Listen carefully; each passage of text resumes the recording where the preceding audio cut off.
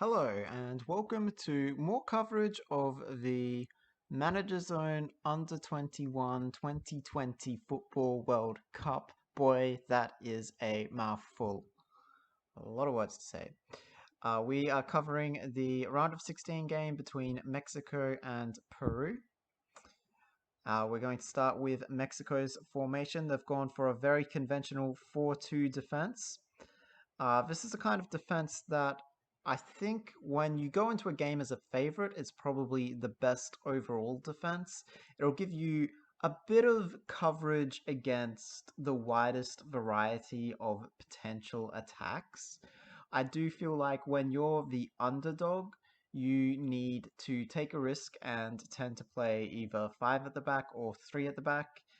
You'll notice with currently the national team coach of Australia. So if you're looking at any of the formations we're playing against Brazil and China, I played five at the back, and against Romania, we played three at the back because that's a really easy risk for the underdog team to take. But for the favorites, any game, and indeed any game you go into as the favorites, you can go with a 4-2 defense and still be pretty confident about how the game might play out. Now, Mexico's got the central midfielder. We've got two support strikers and one pure striker. The support strikers are 31 slightly more towards the goals than two. I think that's just to make them a little bit closer together. So a very centralized attack that Mexico has. Now, we're going to compare that to Peru. The first thing to note is Peru playing a very deep back four, which is quite unusual, basically on the 18-yard box. If we compare that to the Mexicans are playing, I would describe this as conventional, a conventional line. Again, going back to the Australian examples, I usually play quite high lines. You could argue that's what lost me the round of 16 game for Australia. I would argue against that, but the argument exists. So the first thing to note is Peru has a very deep back four and then three defensive midfielders. So they are really, really, really going to be on the back foot. They are playing wing tactics, so this winger should give all of their players an out. Unless the attack is coming down the far side, in which case they're going to struggle to switch the ball. But if the ball's in the middle or on the right-hand side of the pitch, it should be returning to the number 28 winger, Francis Bonnet, with quite a lot of irregularity. You've got 29 in the traditional heading striker spot. You've got 9 in what I would describe as the poacher spot. The three options for number 9 tend to be the poacher spot, the sort of support striker, which does a little bit of everything, and then the attacking midfielder, who's mostly focused on, so the cross will come in, the ball will be headed out. The attacking midfielder is generally there to try to intercept the header or to tackle the player who receives the ball from the header and then feed the ball back to number 29 almost immediately. The support striker is sort of halfway between the poaching striker and the attacking midfielder. He'll do a little bit of everything, but he won't do any one thing spectacularly well, typically. So Peru searching, so they're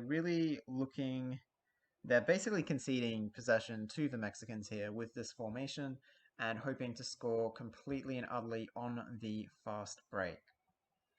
How Mexico's attack is going to stack up against Peru's defense. So we're very central.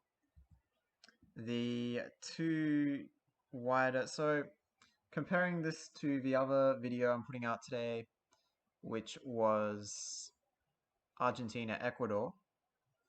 So Argentina were playing very straight down the middle, and Ecuador had three defensive midfielders, and I said that the two wide defensive midfielders will not be very involved in the game. Mexico has two sort of support strikers. So I would expect number 40 and number 13, the two wider defensive midfielders, to actually have some involvement in this game. This is a pretty reasonable formation to line up against what Mexico is putting out there. Peru's attack is entirely hinging on its ability to get the ball to number 28 on the wing here. And if we look at Mexico, they've gone very flexible with the defense. So there's not really a lot to say. Um, it's just the generic sort of boring defense that I would recommend playing any game you feel confident that you're going to win and you don't want to take a risk. It is the least risky defensive setup you can use. Anyway, with that in mind, we are going to start the highlights of the game. Third minute now, Misaki passing to Nicola, tackled by Merdilgo. Mergildo to McBain. McBain passing for Etor of Mexico. Etor now. The Mexicans dribbling forward. It's tackle. Well, it's in his pass is intercepted by Saudoval. Gets it to Bonnet. Bonnet down the wing. Past Inocencio. Bonnet for Misaki. Nicola ends up with it. Nicola shot is deflected. Megildo with the clearance. Here's Camarino. Camarino now for Mexico. McBain. He's got a free lane to the goal. McBain. He's pressured. McBain's shot is saved by Botron of Peru. Peru with the goal kick. Etor, Mexico.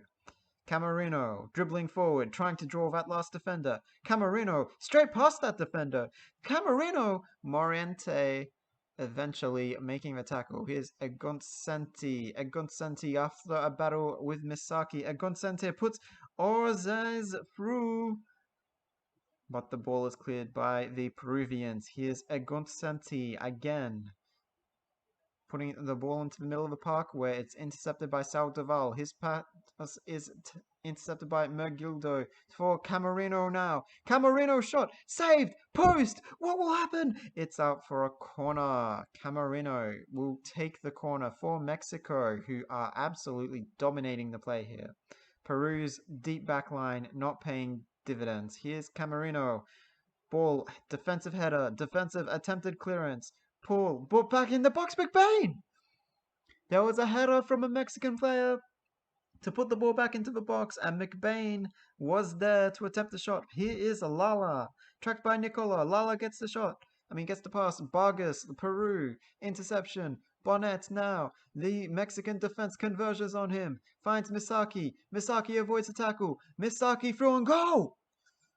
Ogazon with the save. Ogazon for Eguncenti. Eguncenti for Mexico. Passes forward.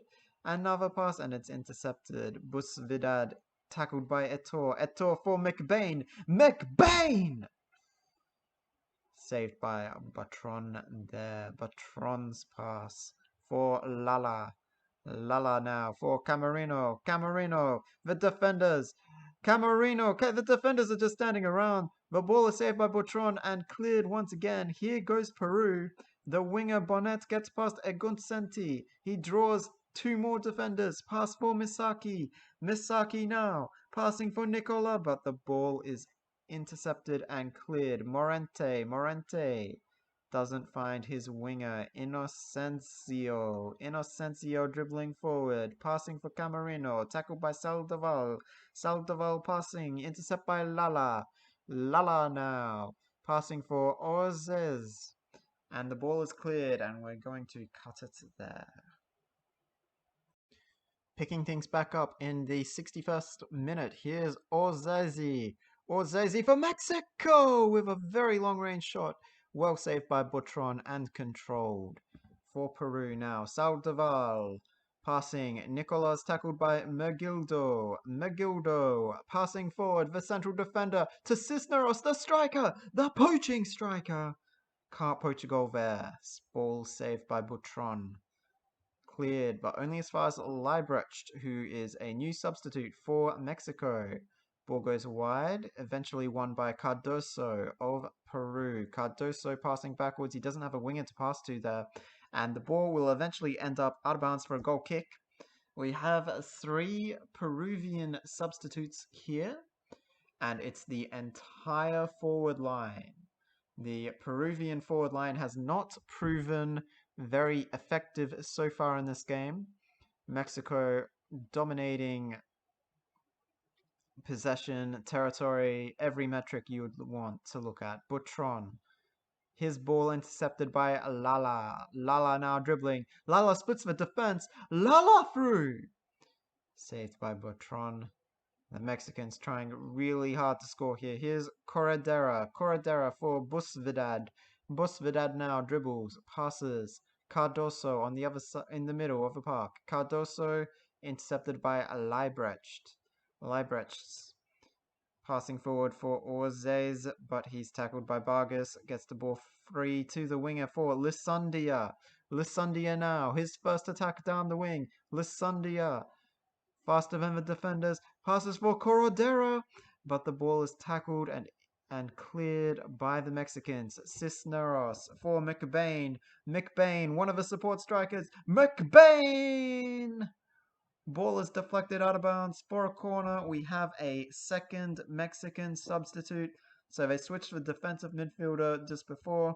And now they're going to switch. It looks like one of these support strikers. It actually looks like McBain who's gone off. It is McBain who has gone off. Anyway, still pressing in the 73rd minute. And now we're going to cover the final 15 minutes of the game. The ball out to the wing. Lusondia for the Peruvians. Lusondia, his cross in for Veda. Veda now. Does he get away from Inocencio? He gets a pass off, but it's intercepted and cleared immediately by the Mexican defense. Megildo passing forward for Orzeze. Orzeze for Rumaniga. For Cisneros. Cisneros, the dedicated striker. Cisneros! The ball is saved, deflected, goes towards the goal line, but not over. Butron running back to retrieve. Here's Lala winning the ball for the Mexicans in midfield for Camarino. Camarino! He's tackled by Moriente. Moriente, his clearance only as far as Iguncenti. Down for Leibrecht. Leibrecht, ball intercepted by Moriente again. Again, the Mexican defense cleared the ball back into attack. Here's Orzeze. Moriente, this time, finding the winger. Lissondia gets past Iguncenti, and now the Mexican defense is running backwards. His pass intercepted by Megildo. Megildo, Camarino. Camarino now for the Mexicans. His pass intercepted by Rivadeneira. Rivadeneira gets the ball to the winger, but he is tackled by Iguncenti. Here goes Leibrecht. Leibrecht passing Rumaniga through. Rumaniga, shot saved by Butron. The Mexican defense really on top here. Here's Lala, another interception for the Mexicans. The Peruvian defense, they just can't get the ball to the winger. Here's Uguncenti, another interception. Inocencio, Rivadeneira finds Lissondia. Two other substitutes working well there. Here is Lissondia down the wing. Lissondia, a chance for Peru maybe. A goal for Peru maybe. Just their fourth shot of the game. Peru goes 1-0 up at the death. Can Mexico respond? This is a knockout game. Mexico have to score. Camarino, Inocencio, forward, backward, Saldivar, Veda. Veda might be through here. Veda to seal the game. Veda seals the game. Veda seals the game. It's 2-0 for Peru. It was 0-0 just 4 minutes ago. Mexico, that's the game. Wow. Peru with 7 shots on goal, winning the game against 25 Mexican shots. Mexico only making 2 substitutions, unusually there. Usually you would want to make your full complement of substitutes. The move to substitute your entire attack, obviously paying dividends for Peru. I guess the other thing to mention is I don't know if the strategy for Peru was to play deep defense and have the Mexicans under pressure for all their attacking shots or not. It's not if that is the case, that's not a philosophy that I really adhere to. Regardless, we're going to look at where the shot breakdown in a moment. Okay, so here we have all the shot locations. We can see Mexico I did miss, I will admit, I missed one of the Mexican shots, but I don't think it really makes a difference. You very much get the impression they had a lot of shots from closer to the goal than the penalty spot. They've got one, two, three, four, five, six, seven of those shots from the 8 yard box, um, with no defenders nearby as well. I think the other thing is the two Peruvian goals I've actually marked as there being a nearby defender. So I guess what we're saying is you're more likely to score if there's a defender nearby, based on this. And I mean, I used to do these shot charts a few years ago. I haven't done these for the new sim, but so far, it doesn't look like where the defenders are is affecting whether the shot goes in or not. Again, so this is a miss. This one is a miss with no pressure. That's why it's light. So lighter colors are misses. That one's a free kick. These two are missed shots with pressure. So Peru only getting one clean shot on goal. The rest were all pressured. And then yeah, Mexico. There's not too much to say really. They were had a so one striker up front and then two support strikers. I guess that is kind of the danger when you have one striker rather than two dedicated to scoring. If that one striker has a bit of a bad day, you can get this kind of result. I am personally a little bit of a believer in the confidence and there being some kind of like confidence mechanic, like players, if they perform well, they're more likely to continue to perform well, kind of thing. So in the case of a goalkeeper makes like two saves early, his confidence builds, he's more likely to save the next one, the next one, the next one, etc. Um, so yeah, Peru's deep defense. So we've got what, seven shots without pressure, and then 1, 2, 3, 4, 5, 6, 7, 8, 9, 10, 11, 12. I will count this for 13 shots with pressure. Which I guess is, what would that be, 65% ratio? I feel like that should be okay. But then on the flip side, you look at Peru and it's like 1 out of 7 shots total was actually a clear shot on goal. Although, of course, Peru playing wings, so that does alter things a little bit there. These long shots don't tend to go in. I guess there's not really too much more to talk about. It's pretty clear just from looking at this which team dominated the game and which team, I guess, would feel unlucky not to get the result. But this is the kind of thing this is one of the reasons I usually like to play two strikers. Just in case, like I was talking about before, one striker doesn't really do the trick.